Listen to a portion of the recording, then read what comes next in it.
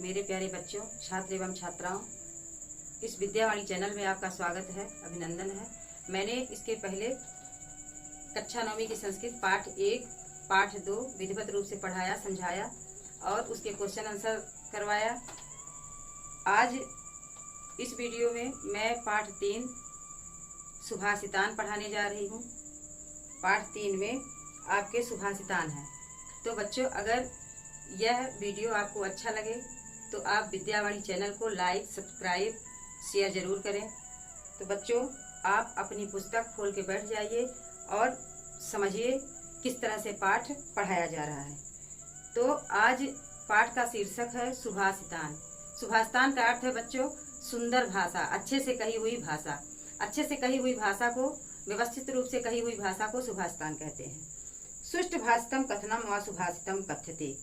अच्छी तरह से कही गई बात या अच्छी तरह से कहे गए कथन को सुभाषित कहते हैं। संस्कृत साहित्य सुभाषितेषु नीति आदर्श सदाचार एवं जीवनस्य कृते मूल परकम ज्ञानम विद्यते। संस्कृत साहित्य के सुभाषितों में नीति आदर्श सदाचार और जीवन के लिए मूल्य परक ज्ञान विद्यमान है। वस्तुतः जीवने आवश्यक तत्वानां सरलतया सुभाषित माध्यमेन शिक्षणम संस्कृतस्य वैशिष्ट्यम विद्यते। वस्तुतः जीवन के लिए आवश्यक तत्वों का सरलता से सुभाषितों द्वारा शिक्षण करना संस्कृत की विशेषता है। सुभाषित माध्यमेन जनः जीवने परिवर्तनम आनेतुं शक्नोति। सुभाषित के माध्यम से, सुभाषितान के माध्यम से व्यक्ति अपने जीवन में भी परिवर्तन ला सकता है। अतः सुभाषितेभ्यः शिक्षा ग्रहणीया। अतः हमें सुभाषितान की शिक्षा को ग्रहण करना चाहिए। तो बच्चों, आगे आपका श्लोक है उद्योगिनम पुरुष सिंह मुपैति लक्ष्मी दैवेन देयमिति का पुरुषा वदन्ति। उद्योगिनम पुरुष सिंह मुपैति लक्ष्मी दैवेन देयमिति का पुरुषा वदन्ति।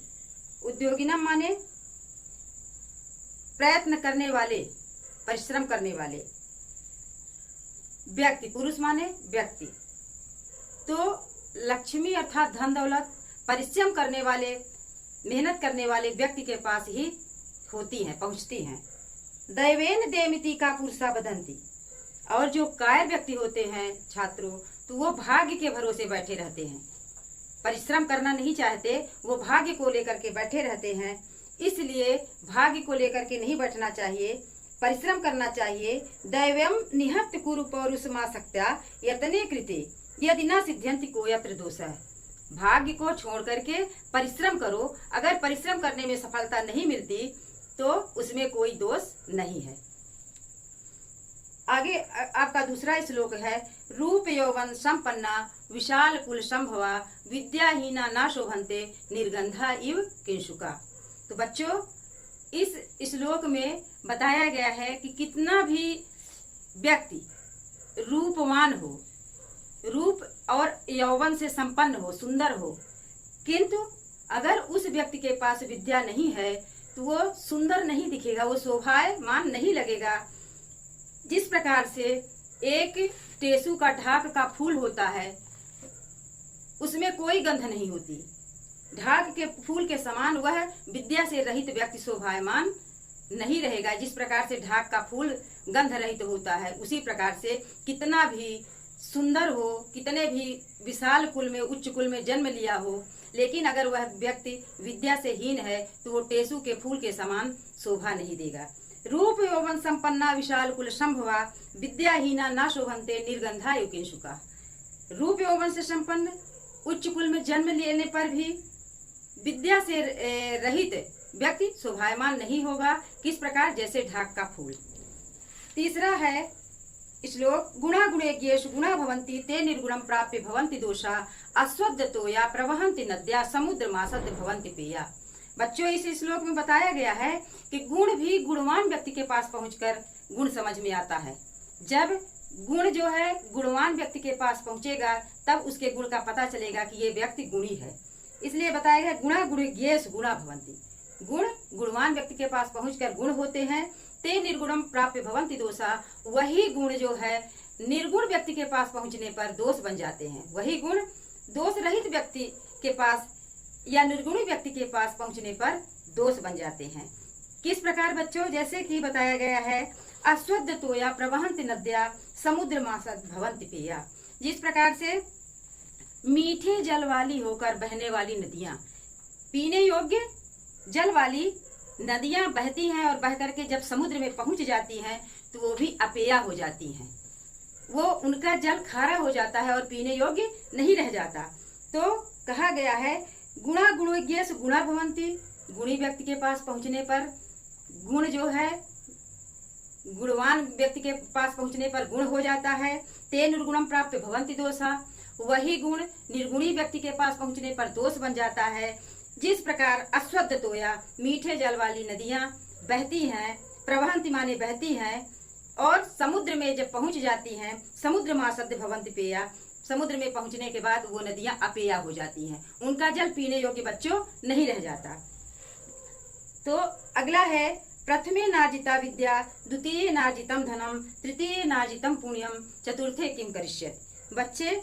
बच्चों प्रथमे माने पहली अवस्था, पहली अवस्था होती है युवावस्था, तो बाल्यावस्था, पहली अवस्था माने बाल्यावस्था। प्रथमे नार्जिता विद्या, जिसने प्रथम अर्थात बाल्यावस्था में विद्या अर्जित नहीं किया, विद्या को प्राप्त नहीं किया, विद्या को ग्रहण नहीं किया, तो द्वितीय नार्जितम धनम, तो दूसरी युवावस्था में वो धन नहीं प्राप्त कर सकता। द्वितीय नार्जितम धनम, दूसरी अवस्था में वो धन नहीं प्राप्त कर सकता, दूसरी अवस्था माने युवावस्था में धन नहीं कमा सकता। तृतीय नार्जितम पुण्यम, और तीसरी अवस्था अर्थात अधेड़ अवस्था में जब वो धन नहीं कमा सकता तो पुण्य कहाँ से अर्जित करेगा, क्योंकि पुण्य जो है धन से ही मिलता है। अगर हम पुण्य करना होगा तो दान पुण्य करेंगे तब हमें उसका पुण्य मिलेगा। तो जब हम पहली अवस्था में अर्थात बाल्यावस्था में विद्या अर्जित नहीं करेंगे, दूसरी अवस्था युवावस्था में हम धन नहीं कमाएंगे, तो तीसरी अधेड़ अवस्था में हम पुण्य कैसे प्राप्त कर सकते हैं। फिर चतुर्थे किम करिष्यत, हमारी चतुर्थी अवस्था बुढ़ापा आ जाएगा तो हमारे हाथ पैर शिथिल हो जाएंगे, तो हम चौथी अवस्था में कुछ नहीं कर सकते। तो बच्चों बताया गया है प्रथमे नार्जिता विद्या, द्वितीय नार्जितम धनम, चतुर्थे नार्जितम पुण्यम, प्रथमे नार्जिता विद्या, द्वितीय नार्जितम धनम, तृतीय नार्जितम पुण्यम, चतुर्थे किम करिष्यत। पहली अवस्था में हम विद्या नहीं अर्जित करेंगे तो दूसरी अवस्था में हम धन नहीं कमाएंगे, तो तीसरी अवस्था में हम पूर्ण नहीं कर पाएंगे, तो चतुर्थे किम करिष्यति, अर्थात फिर चौथी अवस्था में हम क्या कर सकते हैं, कुछ नहीं कर सकते। पांचवा आपका श्लोक है छात्रों, मातेव रक्षत पिते हिते नियुक्ते, कांतेव च भारी पत्नी खेदम, लक्ष्मी तनोति वितनोति च दिच कीर्तिम, किम किम साध्यत कल्पलतेव विद्या। प्रथमे मातेव रक्षत, विद्या जो है माता के समान रक्षा करती है। मातेव रक्षत पिते हिते नियुक्ते, विद्या माता के समान पालन पोषण करती है, रक्षा करती है। पिता के समान हितकारी कार्यों में, उचित कार्यों में लगाती है। कांतेव माने पत्नी होती है, पत्नी के समान दुखों को, कष्टों को दूर करती है। और लक्ष्मी तनोति वितनोति, लक्ष्मी को तनोति माने फैलाती है, चारों दिशाओं में कीर्ति को बढ़ाती है। किम किम न साध्यति कल्पलतेव विद्या, और क्या क्या विद्या नहीं क्या क्या विद्या नहीं कर सकती, अर्थात विद्या कल्पलता के समान होती है, कल्प वृक्ष के समान होती है। तो कल्प वृक्ष के समान विद्या क्या क्या नहीं कर सकती, अर्थात विद्या से हम सब कुछ प्राप्त कर सकते हैं बच्चों। अगला आपका श्लोक है, बुद्धे फलम तत्व विचाराणाम च, देहस्य सारम व्रत धारणम च, अर्थस्य सारम किल पात्र दानम, वाचा फलम प्रीति करम नराणाम। तो बच्चों इसका अर्थ है बुद्धि का फल है सार, बुद्धि का फल या सार वस्तुओं की शोध करने में है। बुद्धे फलम तत्व विचाराणाम च, बुद्धि का फल या सार वस्तुओं को शोध करने में है। देहस्य सारम व्रत धारणम च, और शरीर धारण करने का सार कब होगा, जब हम व्रत धारण करेंगे। शरीर का सार व्रत को धारण करने से मिलेगा। अर्थस्य सारम किल पात्र दानम, और धन का सार दान करने से होगा। धन का सार व्यक्ति अगर दान करेगा तब उसका सार प्राप्त होगा। अर्थस्य सारम किल पात्र दानम, वाचा फलम प्रीति करम नराणाम। धन का सार योग्य व्यक्ति को दान देने में है और वाणी का सार प्रेम पूर्ण वचन बोलने में है। वाणी का सार वाचा फलम प्रीतिकरम नराणाम, मनुष्य जो है प्रिय वाणी बोलेगा तब उसके वचन का सार प्राप्त होगा।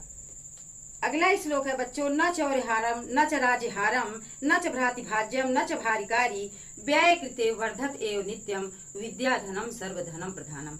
ये आपका 7वां श्लोक जो है ये कह रहा है, बता रहा है, विद्या की ही विशेषता इसमें है कि न चौर्यहारम न च राज्यभारम न च भ्रातिभाज्यम न च भारिकारी व्यय कृते वर्धत एव नित्यम विद्या धनम सर्वधनम प्रधानम। यहाँ विद्या धन सभी धनों में प्रधान बताया गया है, विद्या धन को सभी धनों में श्रेष्ठ बताया गया है। और विद्या धन एक ऐसा धन है जिसको न चौर्यहारम, चोर जो है चुरा भी नहीं सकता, न च राज्यहारम, राजा जो है छीन भी नहीं सकता, न च भ्रातिभाज्यम, भाई जो है बंटवारा भी नहीं कर सकता, न च भारिकारी, और ढोने में बोझ भी नहीं होती। व्यय कृते, व्यय माने खर्च करने में व्यय कृते वर्धत एवं नित्यम, खर्च करने से नित्यम माने रोज बढ़ोतरी होती है। विद्या धन को आप जितना खर्च करोगे वो घटेगी नहीं, उससे दुगना वो बढ़ेगी। तो व्यय कृते वर्धत एवं नित्यम, खर्च करने में रोज बढ़ती है। विद्या धनम सर्वधनम प्रधानम, इसलिए विद्या धन को सभी धनों में श्रेष्ठ बताया गया है, सभी धनों में प्रधान बताया गया है। अगला है श्लोक बच्चों आपका, अंगेन गात्रम नयनेन वक्त्रम न्यायन राज्यम लवणेन भोज्यम धर्मेण हीनम खलु जीवनश्च न राजते चंद्रमसा बिना निशा। अंगेन गात्रम बच्चों, अंगों के बिना शरीर, अंगेन गात्रम माने होता है शरीर, अंगेन गात्रम अंग के बिना शरीर, नयनेन वक्त्रम आंख के बिना मुख, न्यायेन राज्यम न्याय के बिना राज्य, लवणेन भोज्यम नमक के बिना भोजन, धर्मेण हीन खलु जीवनस्य और धर्म के बिना जीवन, चंद्रमा के बिना रात्रि, न राजते चंद्रमसा बिना निशा, चंद्रमा के बिना रात्रि शोभा नहीं देती। जिस प्रकार से अंग के बिना शरीर, आंख के बिना मुख, न्याय के बिना राज्य और नमक के बिना भोजन, धर्म के बिना जीवन और चंद्रमा के बिना रात्रि सुशोभित नहीं होती। अगला श्लोक है, परिवर्तन संसारे मृतः को वह न जायते सह जातो एन जातेन याति वंश समुन्नीतम। तो बच्चों इसका श्लोक है, परिवर्तन संसारे, इस परिवर्तनशील जगत में ऐसा कौन सा है, मृतः को वह न जायते, ऐसा कौन सा व्यक्ति है जिसका जन्म न हो। अर्थात इस परिवर्तनशील संसार में सबका जन्म होता है, को न वजायते, कौन नहीं जन्म लेता। तो बच्चों, परिवर्तन संसारे मृत को न जायते, इस परिवर्तनशील संसार में कौन नहीं जन्म लेता, किसकी मृत्यु नहीं होती।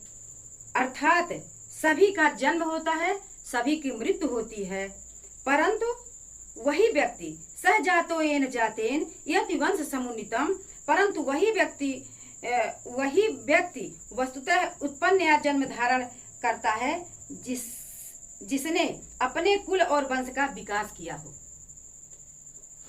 इस परिवर्तन रूपी संसार में किसकी मृत्यु नहीं होती, कौन जन्म नहीं होता, लेकिन जन्म उसी का सफल होता है जिसने अपने कुल और वंश का विकास किया हो, उसी का जन्म सफल माना गया है। मनसि वचसि काये पूर्ण पीयूष पूर्णा त्रिभुवन उपकार श्रोणिभि प्रीणयन्तः पर गुणान पर्वतीकृत्य नित्यम निज हृदय विकसंत संति संतः की अंतः। तो बच्चों, इसका अर्थ है मन, वचन और शरीर में सत्कर्म रूपी अमृत से परिपूर्ण तीनों लोकों का उपकार करने से उनको प्रसन्न करते हुए दूसरे के परमाणु बराबर गुणों को भी पर्वत की तरह विशाल करते हुए और अपने हृदय में प्रसन्न रह करके अपने हृदय को उदारता पूर्वक, सज्जन पुरुष जो है कितने हैं, दूसरे के गुण को, थोड़े से गुण को पहाड़ समझते हैं और अपने हृदय में प्रसन्न रहते हैं, ऐसे सज्जन कितने हैं, अर्थात ऐसे सज्जन दुर्लभ हैं। तो बच्चों, ये आपका सुभाषितान पाठ यहीं पर समाप्त होता है। बच्चों, अगर यह विद्यावाणी चैनल आपको अच्छा लगे या पाठ अच्छे से समझ में आया हो तो बच्चों इसको आप लाइक, सब्सक्राइब, शेयर जरूर करें। बच्चों आगे आपको पूरा पाठ कंप्लीट कराऊंगी, क्वेश्चन आंसर, ग्रामर जो इसमें है सब पूरा कंप्लीट कराऊंगी। बस आप इस विद्यावाणी चैनल से जुड़े रहिए, देखते रहिए। धन्यवाद।